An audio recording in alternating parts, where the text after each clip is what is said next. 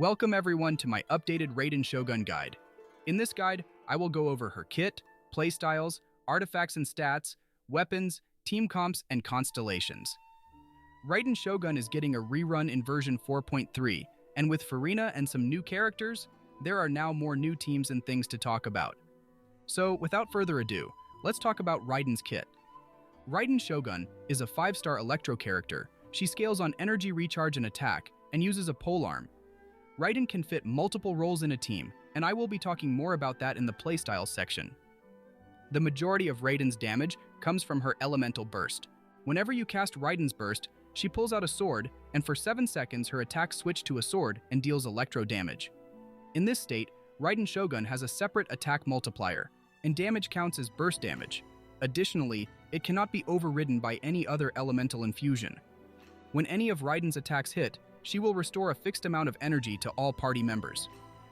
Raiden's burst damage can be increased by your resolve bonus.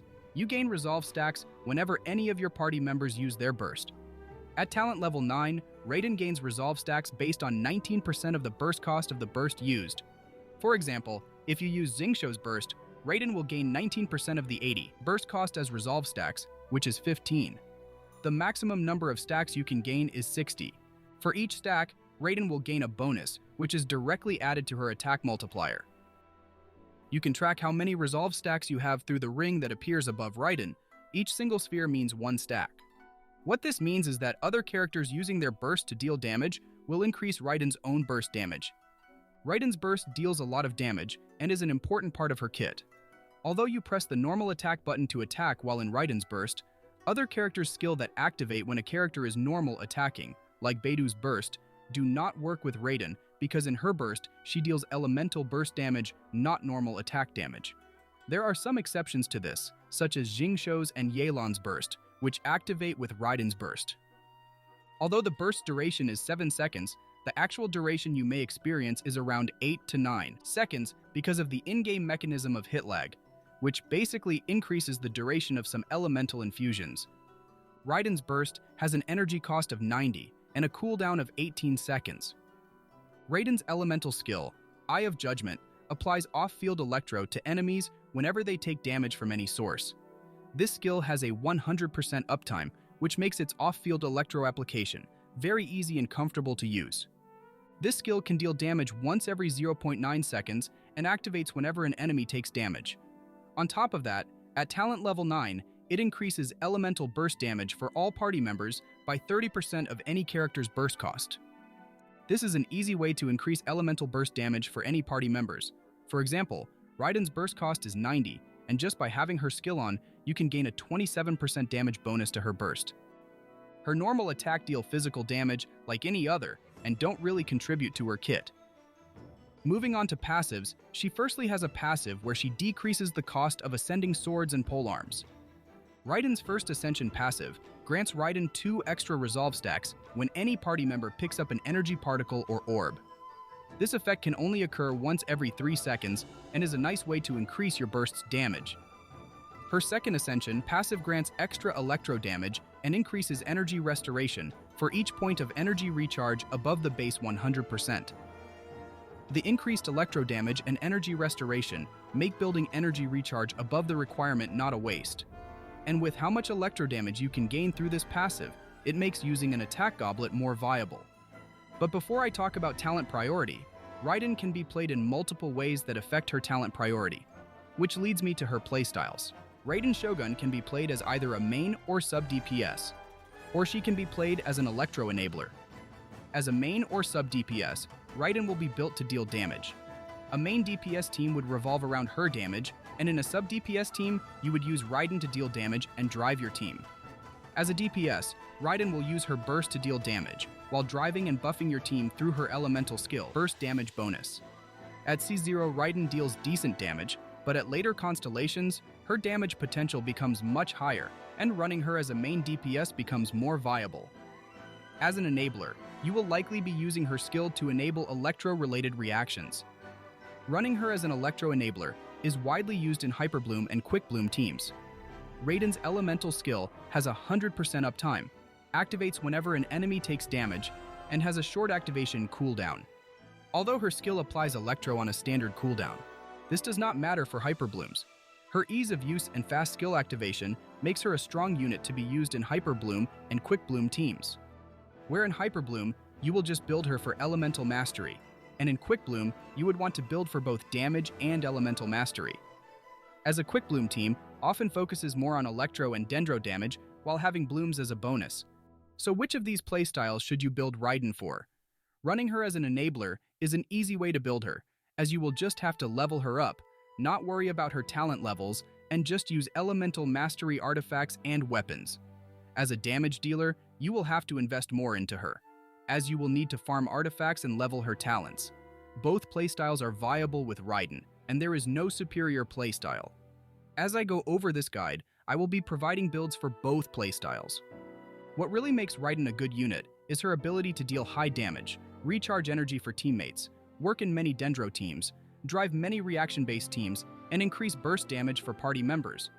Raiden is a versatile unit, one that can work in many teams and has very strong damage.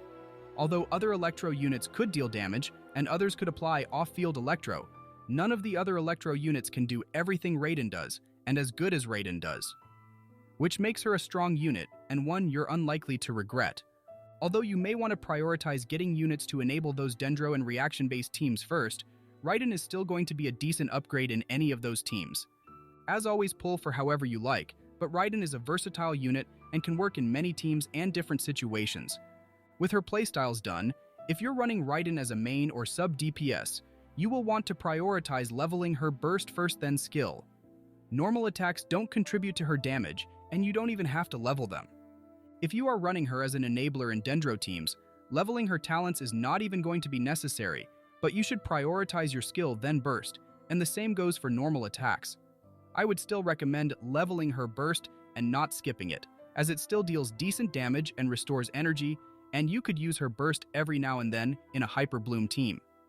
Moving on to artifacts, Raiden's best in slot set for a DPS build is Emblem of Severed Fate. Emblem of Severed Fate's 2-piece bonus increases energy recharge by 20%, and the 4-piece bonus increases elemental burst damage by 25% of your energy recharge, up to a maximum of 75% bonus, so any more energy recharge above 300% does not increase your damage. This set synergizes with Raiden's energy recharge scaling and makes energy recharge even more valuable. Emblem of Severed Fate is Raiden's best in slot artifact set, and better than any other set when it comes to damage.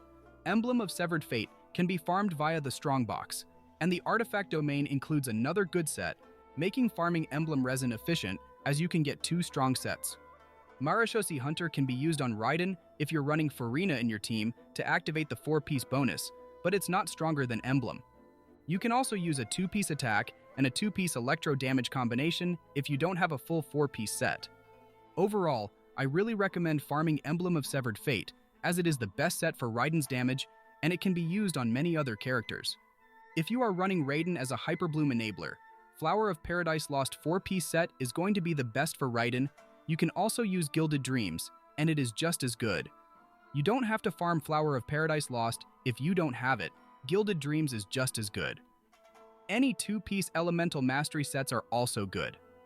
Moving on to stats, firstly let's talk about energy recharge. Raiden can generate energy through her burst, and can sometimes get away with running low energy. However, with Raiden, building energy is useful as it directly increases electro damage bonus and burst damage if you're using Emblem of Severed Fate. So, excess energy recharge is not bad on Raiden. But how much energy recharge do you need on Raiden? In most teams, around 200 to 220% energy recharge is going to be fine. I would personally recommend going for higher energy recharge, as getting Raiden's burst back if you mess up a rotation is very difficult. And again, building extra energy recharge on Raiden is beneficial. With that said, anything above 200% is going to be good. And in most cases, you don't have to build energy recharge above 250%, as any more results in little gain to be had.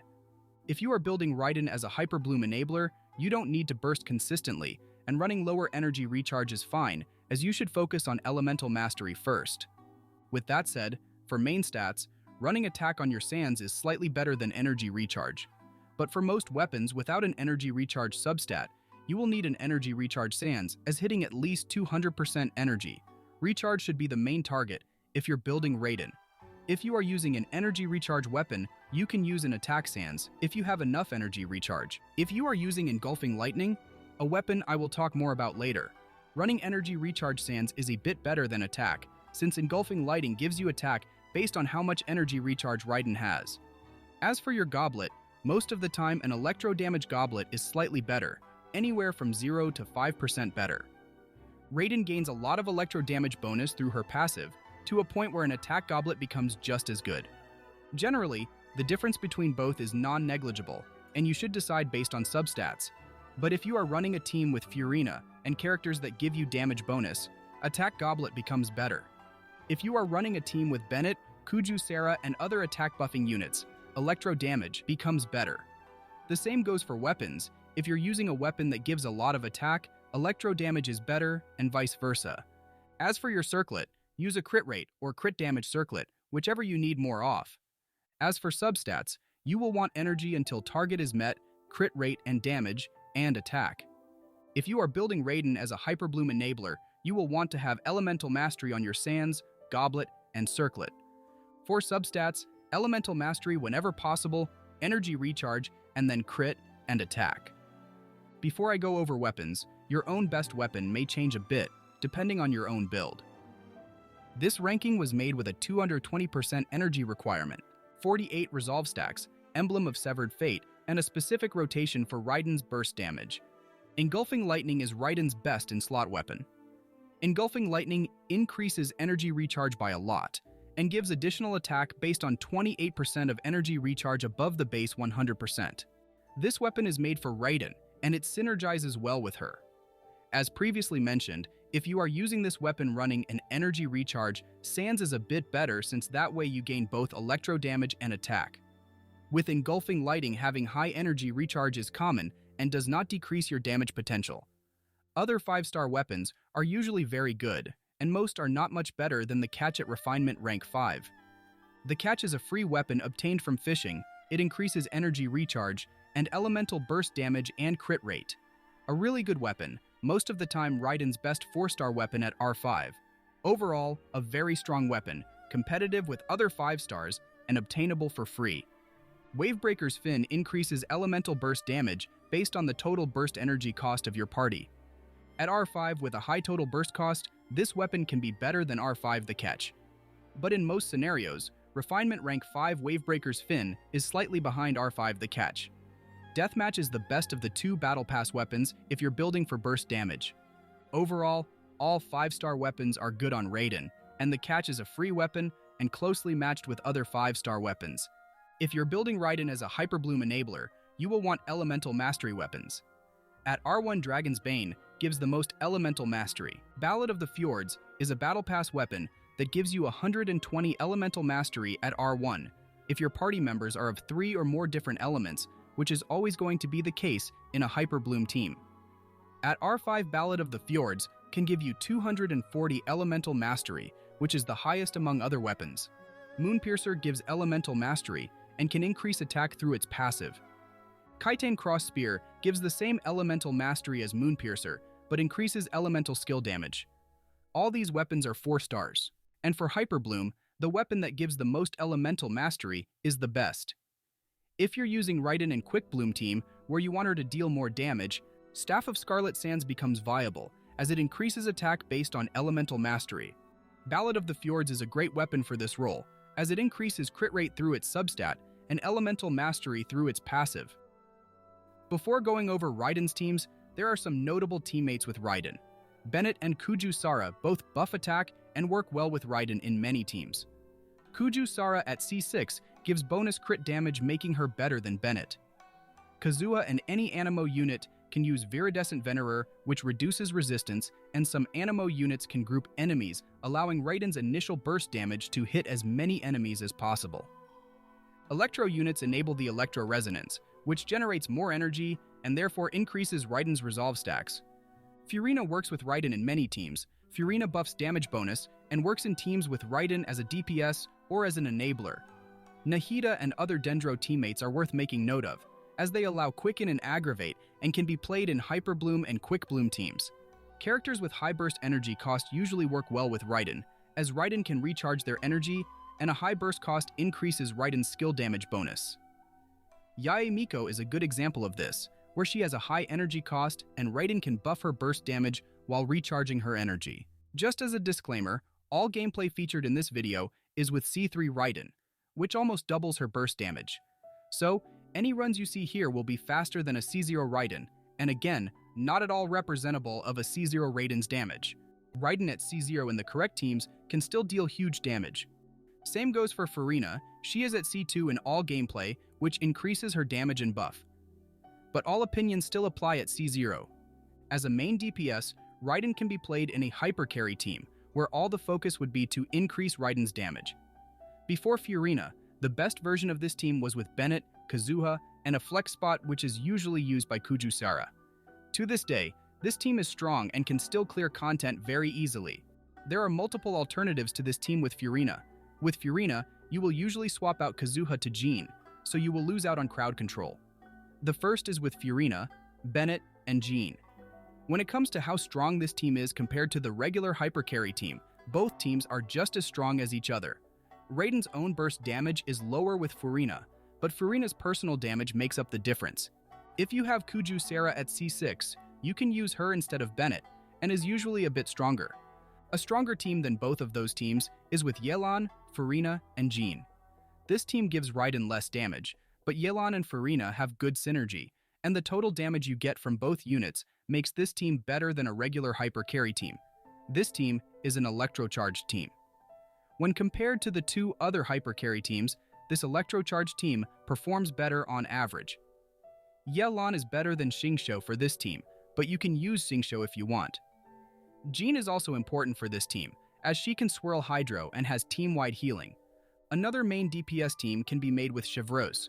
Although Chevreuse is a long way out before release, we already know what she does. Chevreuse decreases resistance and gives bonus attack in teams with only Electro and Pyro characters. In such a team, you can play Raiden with Chevreuse, use Bennett as a healer, and for the last spot use either Xiangling or Kujusara. With Chevreuse at C0, it doesn't look like this team will be a direct upgrade over a standard hyper carry team with Kazuha.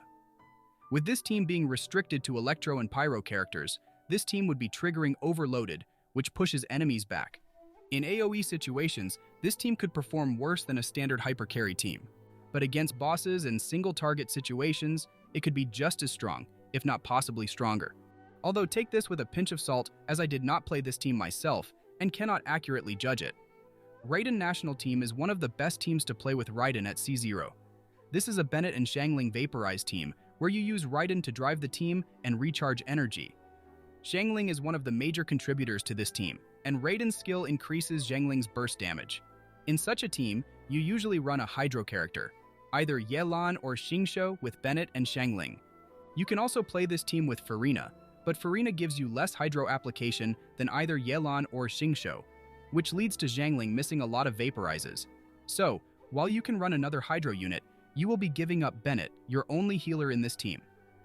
Overall, running Furina in this team is not better than keeping Yelan or Xingqiu. Moving on to Dendro teams, you can run Raiden in an Aggravate or Quicken team, where you run Raiden with another Dendro character and run other Dendro or Electro characters in the remaining spots, or use any other flex character. If you add Furina and Jean to this team, you can get a Quick Bloom team. This team of Raiden, Nahida, Furina, and Jean is very strong and can easily clear content. The difference between a Quick Bloom team and a Hyperbloom team is the Hydro application, where Furina by herself will not apply enough Hydro to consistently Hyperbloom.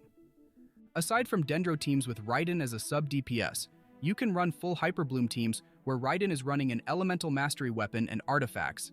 You can build a regular Hyperbloom team with Raiden as your Electro character. A strong variation of this Hyperbloom team is with two Hydro characters, being Yelan and Xingqiu and Nahida as the Dendro character. Both Yelan and Xingqiu apply a lot of Hydro and deal decent personal damage. This team is very easy to play and deals a lot of damage. What I like to do in Hyperbloom teams with Raiden is sometimes use her burst to drive the team and apply extra Electro. You can also play this team with Furina, where you use an on-field team-wide Hydro healer, like Kokomi, or a Dendro team-wide healer like Baizhu and even Yao Yao. This team of Raiden, Kokomi, Furina, and Nahida works well because of Furina and Kokomi's synergy and is one of my favorite ways to play Raiden Hyperbloom. Moving on to the last section of this guide, Constellations. The damage calculated here includes Raiden's elemental skill and is based off the same assumptions as the weapon ranking. Raiden C1 is a nice quality of life upgrade as it increases the amount of resolve stacks gained. When an Electro character uses their burst, the resolve stacks gained is increased by 80%. When any other character uses their burst, the gain is increased by 20%. This is a nice C1. It allows Raiden to reach the maximum number of stacks faster and increases damage by around 9%. Although this is a nice constellation, it is not one I would recommend you pull for unless you're going for Raiden's C2. Raiden's C2 is a massive 60% defense ignore for her burst damage. This is an incredibly strong early constellation, one of the best early constellations for any character. 60% defense ignore usually gives Raiden's burst around a 40% damage increase. This is her single strongest constellation in terms of damage and makes her damage much stronger. If you plan on pulling for her constellations, this is a really good stopping point, and again, the biggest upgrade you can give to Raiden. Raiden's C3 is the second biggest upgrade to her damage, which is an additional 3 levels to her burst. This constellation is around a 25% increase to her burst damage. C3 is where Raiden's burst damage increase ends and is a good stopping point if you're pulling constellations to make Raiden do more damage. Raiden's C4 gives all party members excluding Raiden a bonus 30% attack for 10 seconds after her burst duration ends. While this does not increase her damage, it is a nice buff to your whole party. Raiden's C5 is an additional 3 levels to her elemental skill. And while this could increase her elemental skill burst damage bonus, Raiden's damage bonus stops at talent 9, which makes any further levels not increase your buff. Raiden's C6 decreases all of your other party members' burst cooldown by 1 second for each hit of Raiden's burst. This effect can trigger once every 1 second and a maximum of 5 times. This is another team buff, and a nice one at that, as you will be able to clear a bit faster with lower cooldown times. But that really depends on whether Raiden can fully recharge your party's energy by the time you switch to make her C6 useful. So, while this is a nice team buff, it's not always useful. Overall, Raiden has very strong early constellations, and ones that enable her to deal much more damage. But overall, she is still perfectly fine at C0. And if you're playing her as a Hyperbloom enabler, none of her constellations really matter. But that's all from this guide. I hope you found this guide helpful. Thank you for making it till the end, and thank you for watching.